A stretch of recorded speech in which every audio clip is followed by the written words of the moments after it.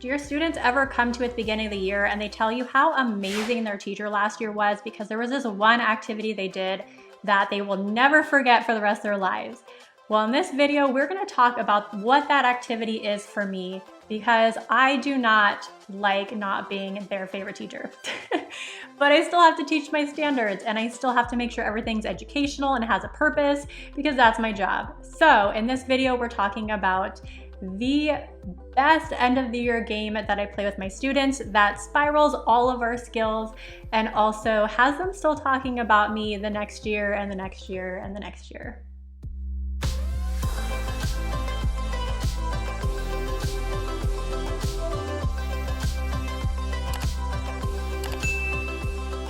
So a few years ago, I kept seeing people do escape rooms. They were setting up locks on these lock boxes and students were solving problems, and it was so much fun, but it looked like so much work.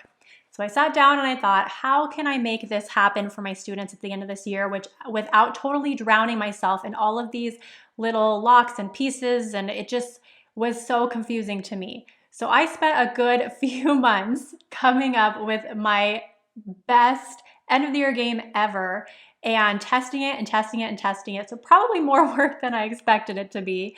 But I actually was able to make it work in my classroom. Because my issue was I have 35 students most of the time, and we barely even have room in our classrooms to move desks or to make anything really interactive. So I had to actually make this work for my students. So this is the culmination of that. It has been used now, I can't even believe it, like over 40,000 times. So I've had so many teachers email me. It's so crazy, but it is always going to be my favorite activity with my students.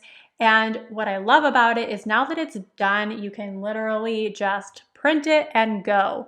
So this is Escape from Emoji Island. I have one for math and for reading, but I'm going to show you the elements of this escape room and how I make this actually work and simple to set up.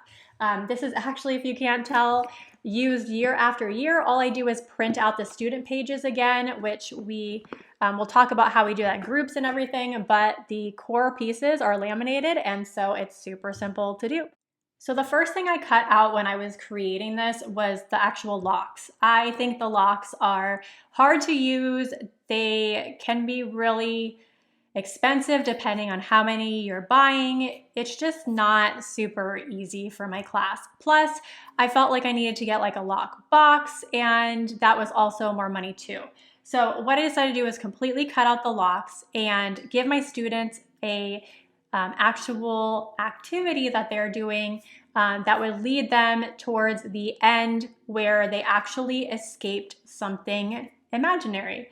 So if you're like, oh, my students need the locks for this to actually seem realistic to them, I promise you students get so excited when they escape from Emoji Island. So basically, your students have some sort of scenario. In this case, they have to escape from Emoji Island. Everything is emoji themed. Every step of the way, they are taunted by the emojis. They are kidnapped. They have to take time outs. They are working as a team. It is just the most fun activity. So the way I made this simple was I have students working in teams because I just cannot print 35 challenges for every single student for all 5 challenges. So what we do is we actually have a challenge envelope, and inside the envelope is the copy of the student pages, one for each team. So that means we usually have about 6 teams. So with 6 teams, that's only 6 pages. So it cuts down on paper a lot, especially because we have copy limits. So you might be asking, how do you do this in teams but have every student participate? Because there always seems to be that one student who takes over or that student who doesn't do anything. So what we do is we actually have escape logs. So students have to actually participate individually. They have to get the clues written down. They have to actually write all the answers down so that they're actively participating in every single challenge and every step. What's also nice about this is that we can look in here and say, here is the answer without actually having to say it and have other students overhear it.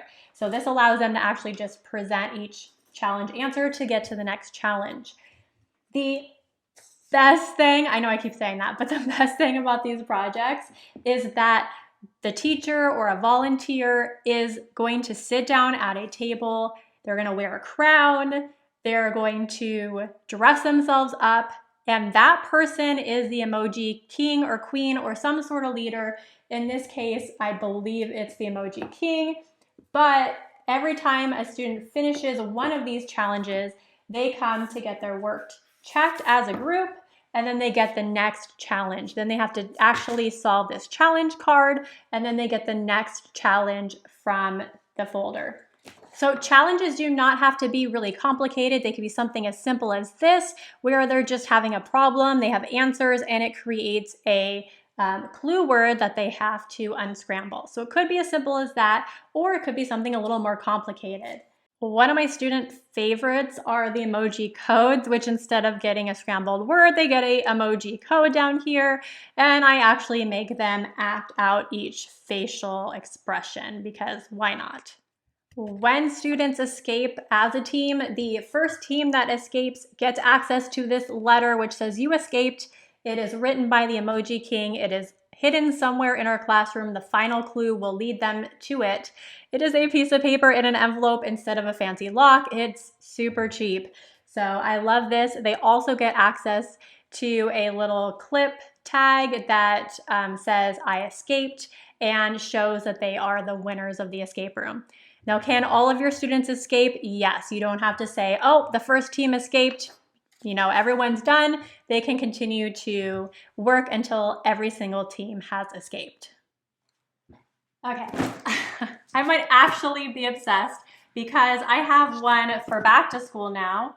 I have some grammar ones that I do. I have another math one. I have so many of these seasonal ones too. It's kind of an obsession. So you're probably wondering, will students get sick of doing these escape rooms? The answer is no. This is what we do at the end of every single unit that we have to review. And it's a great way to motivate my students because I say, hey, if you guys work your butt off and you do really well on this fraction concept that we're learning and we get through everything in time, you're doing everything you need to be doing, we will have time on this Friday for this escape room. And it's like a consistent motivator for my students. So in addition to doing it at the end of the year and at the beginning of the year now to get my students all motivated and excited and to team build, we're doing it at the end of units too. So highly recommend you check these out, link in the description. If you don't want to have to go to all the trouble of creating them yourself, they're literally just print and go at this point. All you need are a few file folders. That is it. If you have any questions at all about them, leave it in the comment below. And just tell me in the comments below what your favorite game is, or what excites you the most or stresses you out the most about escape rooms. And I can tell you for sure that this is a fad that is not going away because my students are obsessed with this every single year.